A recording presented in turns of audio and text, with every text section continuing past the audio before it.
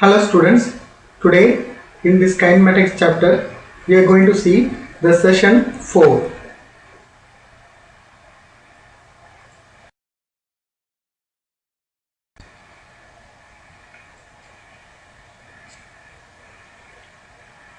Now we are moving into a main question, kinematic equations of motion for constant acceleration.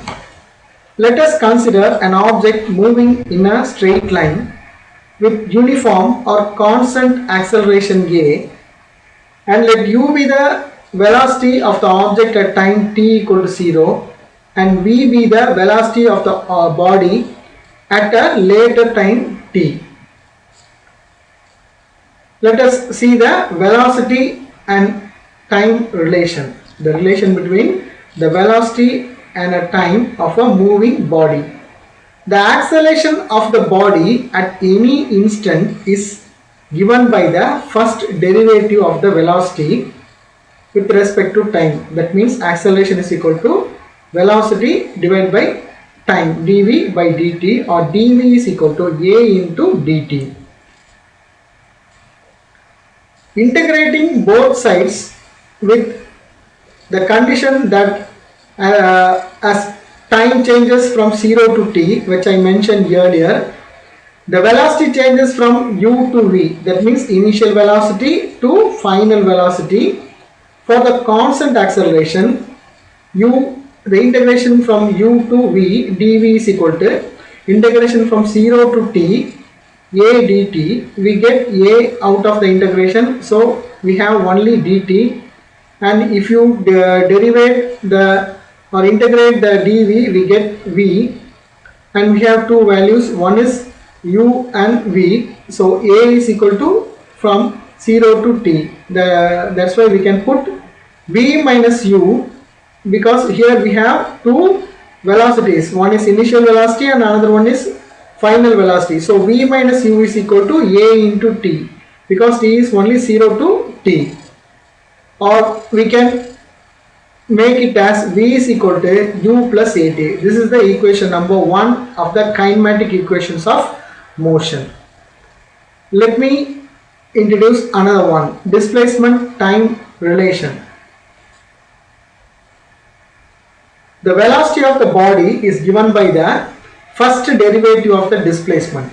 Already in the velocity time relation we saw the acceleration of the body is given by the first derivative of the velocity. Here first derivative of the displacement with respect to time.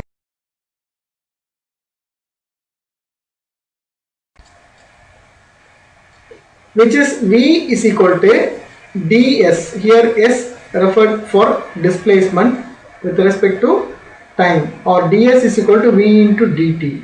Since we know v is equal to u plus at, in the equation number 1 we substitute this in the section of for v, ds is equal to u plus at into dt. Assume that initially the time is t is equal to 0. The particle started from the origin. At a later time t, the particle displacement is s. Further, assuming that acceleration is time independent, we have, while integrating this and the left hand side and right hand side, from 0 to s integration of ds and 0 to t integrating u dt plus 0 to t integrating at dt, we get, instead of ds while integrating we get s, and instead of this u dt from 0 to t we get ut, and to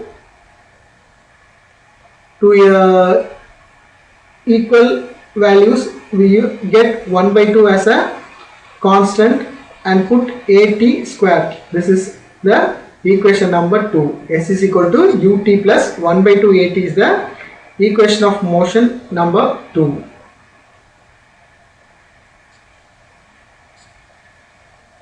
Velocity displacement relation. The acceleration is given by the first derivative of velocity with respect to time. So acceleration is equal to dv by dt, which is equal to we separate the value dv as this dv as dv by ds into ds by dt. If you cancel this ds and ds, then it will become dv by dt. Okay, can you understand? If you cancel this ds and ds, then it became dv by dt. So we take this dv by ds as it is, and instead of ds by dt we put v from here. V is equal to ds by dt, we put v instead of this ds by dt. Since ds by dt is equal to v, where s is the displacement traversed. Now the equation is rewritten as a is equal to 1 by 2 dv square by ds. We square this v and v, so dv square by ds, or ds is equal to, we take this ds here and the a comes under this dv square, so ds is equal to 1 by 2 a into dv square. Integrating the above equation using the fact when the velocity changes from u2 to v2, displacement changes from 0 to s, we get integrating 0 to s is equal to integrating u to v, okay, initial to final, 1 by 2 a d into v square. If you integrate this, you get s is equal to 1 by 2 a, because of u and v, we put v square minus u square, and if you take this v square, or if you keep this v square in the right hand side and take this 2a and this minus u to the left hand side, we will have v square is equal to u square plus 2as. This minus u, when you take this minus u to the next left hand side, it becomes a plus u square. This is equation number 3 in the kinematic equation of motion. We can also derive the displacement s in terms of initial velocity u and the final velocity v. If you do that in the equation number 1, we can write at is equal to v minus u. Already we have v is equal to u plus at, but little we change, or we take the u into the other right hand side as a minus u, and we substitute this in the equation number 2, we get s is equal to ut plus 1 by 2 v minus u the whole bracket t, or if you cancel all this or take the u as a common to the both sides, then s is equal to u plus v whole bracket t divided by 2. This is the equation number 4 of kinematic equations. These equations 1, 2, 3 and 4 are called kinematic equations of motion and have a wide variety of practical applications. Remember students, this question is very important one till your completion of your graduations. Equation of motion is that much important question, so understand or take care to learn this question.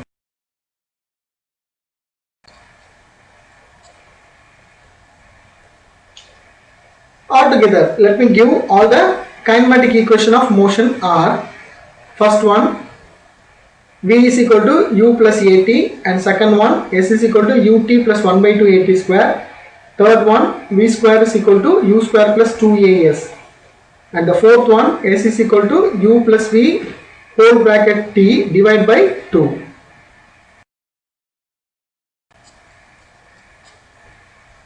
Now equation of motion under gravity. Let me explain this equation of motion under gravity. We know that near the surface of the earth, the acceleration due to gravity g is constant. All straight line motions under the acceleration can be well understood using the kinematic equations which we saw earlier. And we are going to see the equation of motion of a particle which have a falling freely or falling vertically from the height, like this picture. A body is falling from a height of from a top of a building. The case 1, we take a body falling from a height h, and now consider an object of mass m falling from a height h. This is the height h. Assume that there is no air resistance. Let us choose the downward direction as positive y-axis. This is the positive y-axis. The object experiences acceleration g due to gravity. Okay, due to gravity, this object experiences a acceleration g, which is constant near the surface of the earth. While it reaches the surface, it have a constant acceleration. We can use kinematic equations to explain its motion. We have acceleration a vector is equal to g j cap. By comparing the components, we get ax is equal to 0 and az is equal to 0, while ay is equal to g, because we take the downward direction as positive y-axis.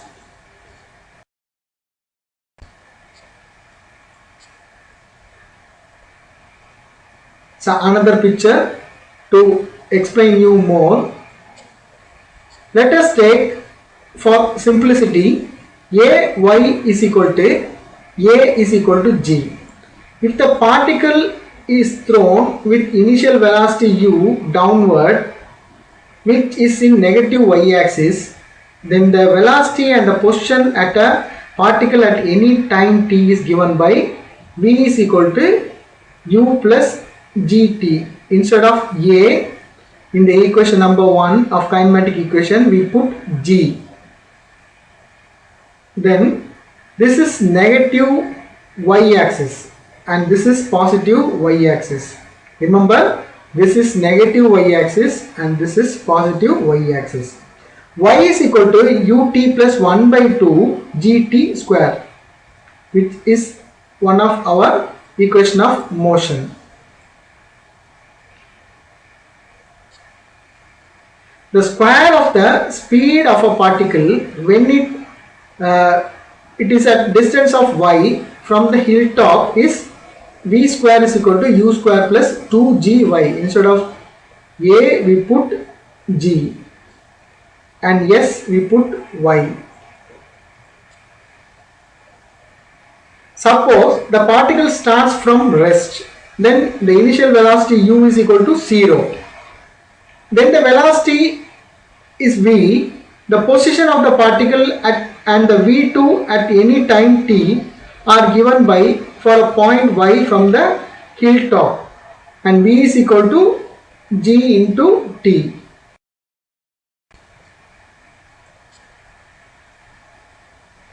We know y is equal to 1 by 2 gt square.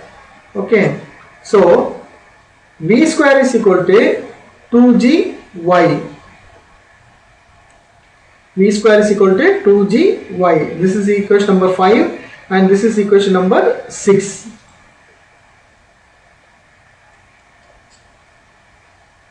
The time t is equal to capital T and taken by the particle to reach the ground, for which y is equal to height h, and it is given by using the equation number 5. H is equal to, instead of y we put h is equal to 1 by 2 gt square. Instead of small t we put capital T. Therefore if we take the t square here and put the h here, then t is equal to root of, because t square is equal to 1 by 2 g divided by h. Instead of doing that, uh, taking the square and taking the square root in the opposite side, t is equal to root of 2h by g. The equation 8, t is equal to root of 2h by g, implies that greater the height h, particle takes more time t to reach the ground. Lesser the height, it takes lesser time to reach the ground. It depends upon the height of the ground. The speed of a particle when it reaches the ground, y is equal to h, can be found using the equation 6. V square, that means the velocity depends upon the 2 into g into y. That means here the y is h and g is equal to the gravity, acceleration.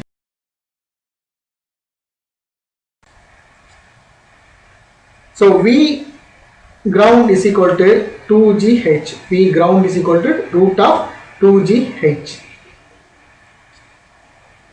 The above equation implies that the body falling from greater height h will have a higher velocity when it reaches the ground. That means if you fall down, if you try to jump from the top of a school or a college building, that means if you try to jump from a top of a mountain, then you will get higher velocity, so the damage will also be very high. The motion of a body falling towards the earth from a small altitude, that means h very much less than r, purely under the force of gravity, is called free fall. Here r, capital R, is the radius of the earth. If the h is lesser than r, then it is called as free fall. Okay, now let's move to the equation of motion of a particle using a body thrown vertically upwards. Usually the batsman in a cricket hits the ball vertically upwards. Consider an object of mass m thrown vertically upwards with the initial velocity u. Let us neglect the air friction here also.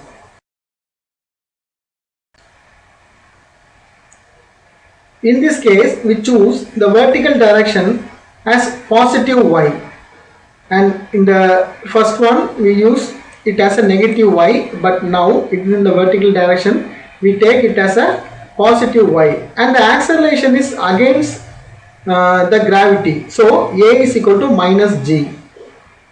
Neglect air friction and the g points towards the negative y axis. Therefore, the kinematic equation for this motion are velocity and position of the object at any time t are v is equal to u minus gt, or s is equal to ut minus 1 by 2 gt square. The velocity of the object at any position y from the point where the object is thrown is v square is equal to u square minus 2g y, absolutely reversed from the initial one. Thank you students, thank you for your cooperation, study well.